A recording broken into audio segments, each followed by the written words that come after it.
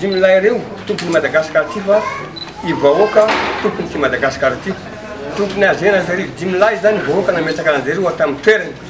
fa sy dimy lahy koa tompony ty Madagasikara ty anazareo fa efanana mpindramina anazareo tompony agnazany vahoaka zareo raha ohatra ka tianazareo fihavanana fiampivianana zany fampihavanana zany eto Madagasikara amety angalamena nareo sizy satria magnano sisy dikany i vahoaka malagasy eto Madagasikara zareo sy dimy lahy io iaho tompony ty Madagasikara ty fa ny vahoaka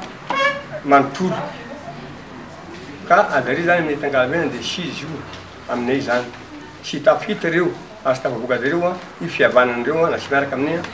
ato agnatin'ny tangalamena azo manga mandalina fomandraza izy moa dia sy lava loatra fa ofika ihany zay antony ofika ihany raha zafainay mametraka zahay dia sy emotra na oviana na oviana ary zay koa zay ampadaboka aminareo hoe manana mpikambana zay enimpolo sy sivanjato sy eninarivo magnerana Madagasikara ary manana mpikambana koa zay any Europe zay dia manana etomanana zay ampotoanandro zao oetena fandrosoana ny Madagasikara ary agnavana fampihavana ara-pirenety eto Madagasikara matoky sy mino zahay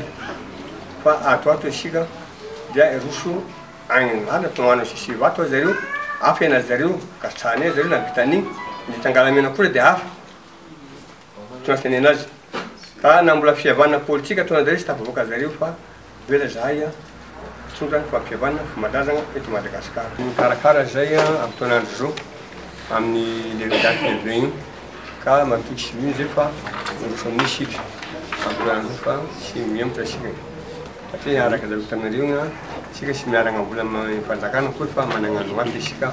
amin'ny fampihavanana io ary mety manana mety nagnanovana anio tadiavy zany dia sy tasaka olo ame 10,000 io zany tonga eo zany zany